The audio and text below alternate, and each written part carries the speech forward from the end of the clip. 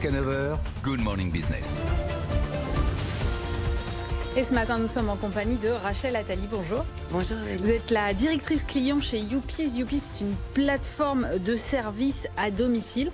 Et on vous a fait venir ce matin parce que vous avez publié une étude qui concerne tous les particuliers employeurs, puisque les particuliers employeurs, ou plutôt leurs employés, seront soumis au prélèvement à la source à partir du 1er janvier. Et en fait, ce que vous nous dites ce matin, c'est qu'en fait, ils ne sont pas au courant, les particuliers employeurs. Exactement, donc les particuliers employeurs, c'est plus de 3,5 millions de foyers en France, donc ça représente quand même un certain nombre de personnes. Et effectivement, on est aux premières loges pour constater qu'ils ne sont pas vraiment au fait de cette réforme. Cette réforme sera effective donc à partir du 1er janvier. C'est après-demain quand même. Oui, il serait temps qu'on soit au courant. Effectivement. Et du coup, on leur a posé la question pour savoir un peu quelles étaient déjà leurs connaissances du sujet et aussi leurs appréhensions. Or, on a constaté donc du coup 4 choses principalement. Déjà, la moitié de ces particuliers employeurs n'étaient pas au courant. Seulement un quart savent concrètement ce qu'ils doivent faire pour ce prélèvement à la source. Ensuite, 65% d'entre eux, même après qu'on leur a expliqué, trouvent ça encore compliqué, voire très compliqué comme démarche. Et donc, 3/4 des personnes sondées souhaiteraient passer par une plateforme comme la nôtre pour automatiser leur démarche. Alors justement, si moi je suis particulier employeur, quelles sont les démarches que je dois faire à partir du 1er janvier ? Alors concrètement, à partir du 1er janvier, tous les particuliers employeurs vont devoir, avant même de rémunérer leur intervenant, se connecter sur les plateformes du CESU ou de Page Emploi, donc les plateformes de l'URSSAF, pour connaître le montant de l'impôt de leurs salariés à domicile. Donc, ils vont devoir, après avoir pris connaissance du montant de l'impôt, ils vont devoir l'amputer du salaire net qu'ils versaient habituellement à leurs salariés pour ensuite faire en sorte de ne pas payer 2 fois ce montant. En fait, s'ils n'en prennent pas connaissance, ils vont payer leurs salariés comme d'habitude et être prélevés ensuite par l'administration du montant de l'impôt. Est-ce que vous voulez un exemple ? Ouais, je veux bien, parce que je crois que c'est quand même compliqué. Alors, imaginons que vous payez une babysitter 10 € de l'heure, d'accord ? Jusqu'à maintenant, vous lui donniez ces 10 € et l'année suivante, elle déclarait, elle payait son impôt. Là, ça change. Vous paierez désormais 9 € votre intervenante et vous serez prélevé d'1 euro directement par l'administration. Ah oui, donc en fait, mécaniquement, ce que je paye à l'URSSAF va augmenter puisque je vais devoir payer l'impôt de mon salarié, mais en revanche, son salaire va baisser. Exactement. Mais si vous ne faites rien et que vous payez ces 10 €, eh bien, vous aurez, quoi qu'il arrive, la double peine. 1 euro qui sera... Exactement. Donc, c'est pour ça qu'il faut en être conscient et c'est très important de sensibiliser les particuliers employeurs sur ce point. Et nous, notre rôle, c'est de s'occuper de tout pour eux afin qu'ils n'aient rien à faire et de limiter les risques d'erreur sur ce point. Alors j'ai vu aussi qu'il y avait une deuxième option avec un truc qui s'appelle CESU Plus et Page Emploi Plus, ce qui faisait que là, du coup, c'était l'URSSAF qui gérait tout, c'est ça ? Exactement. Sauf qu'avec CESU Plus et Page Emploi Plus, vous aurez quand même à vous connecter sur le site tous les mois pour régler votre intervenant. Et je règle tout à l'URSSAF et c'est l'URSSAF qui répartit entre les impôts et le salarié, c'est ça ? C'est tout à fait ça. Alors que nous, en fait, en passant par une plateforme comme la nôtre, vous n'avez pas à faire ça. Vous avez uniquement à nous signaler le nombre d'heures effectuées par votre salarié, et encore si celui-ci diffère du nombre d'heures réservé initialement. Et après, nous, on s'occupe vraiment de tout. C'est-à-dire du contrat, même de l'obtention des aides de la CAF. On s'occupe également de la déclaration, du paiement et donc du prélèvement à la source.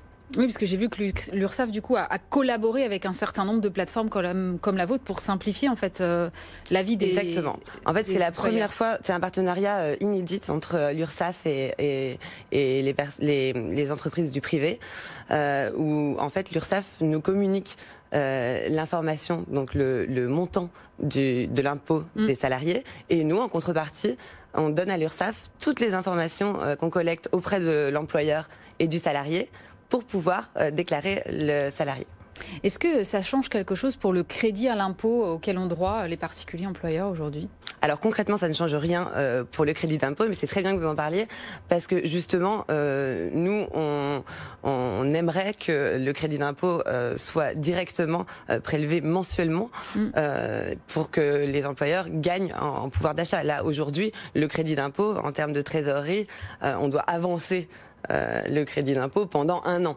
Et ensuite, seulement en fin d'année, on déclare ce qu'on a dépensé pour pouvoir le récupérer l'année suivante.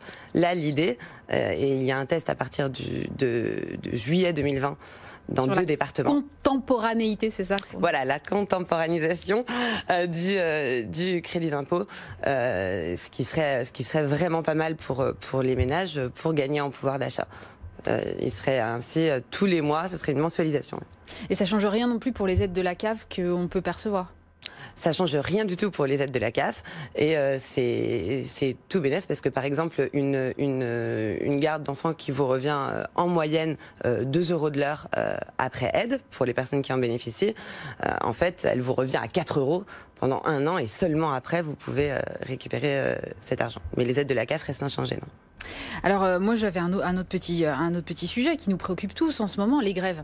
Est-ce que ça a eu un impact sur votre activité chez Youpies? Alors les grèves ont clairement eu un impact sur notre activité. Là le bilan de ces 20 et quelques jours, je regardais tout à l'heure, 26 jours précisément, ça a été une augmentation en tout cas pour les 2 premières semaines d'environ 200%. Donc dans notre 200%? Exactement, par rapport à un jeudi normal et un mardi normal.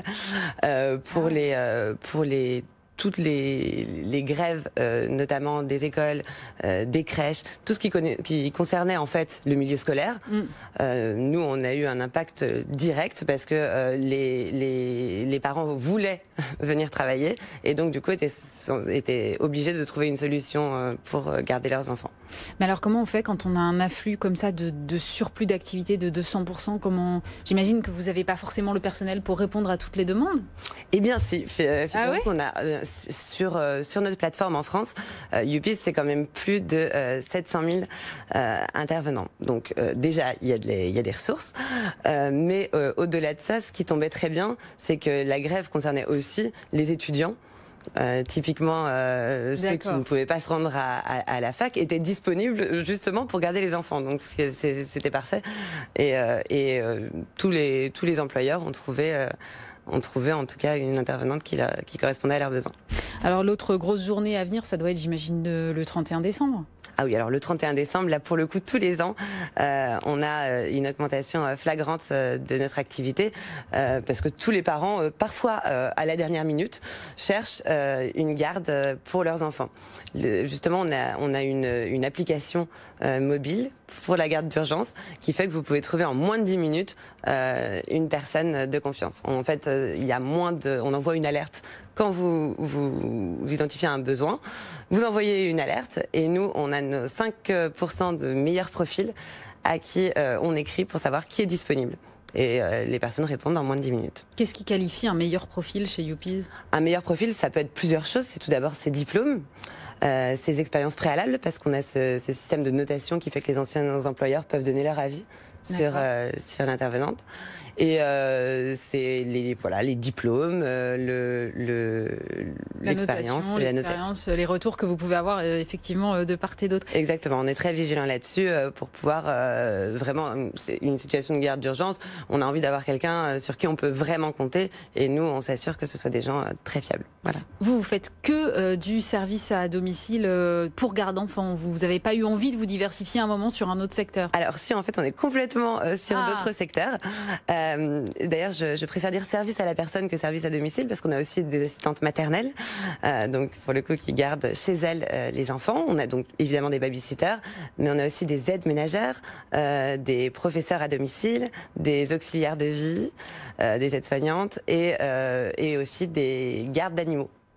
D'accord, donc c'est effectivement très varié. Est-ce que vous êtes inquiet, vous, à chaque fois qu'on parle un peu de tout ce qui touche au service à la personne, que ce soit les aides, que ce soit, pourquoi pas, le prélèvement à la source, que finalement ça encourage le travail, ce qu'on appelle le travail au noir? Est-ce que vous dites, si la réforme elle est mal comprise, à un moment il y a des gens qui vont basculer de l'autre côté? Alors, ne serait-ce que déjà pour l'obtention des aides, je pense que c'est pas du tout une bonne solution.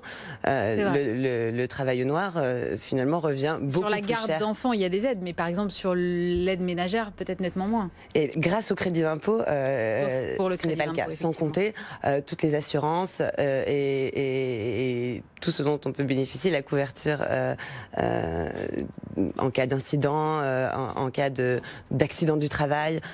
Pour tout cela, c'est vraiment indispensable d'abolir complètement le travail au noir. C'est pour ça qu'on se fait pas trop de soucis là-dessus, parce que n'importe qui comprend comment ça fonctionne et ne souhaite pas aller dans cette voie.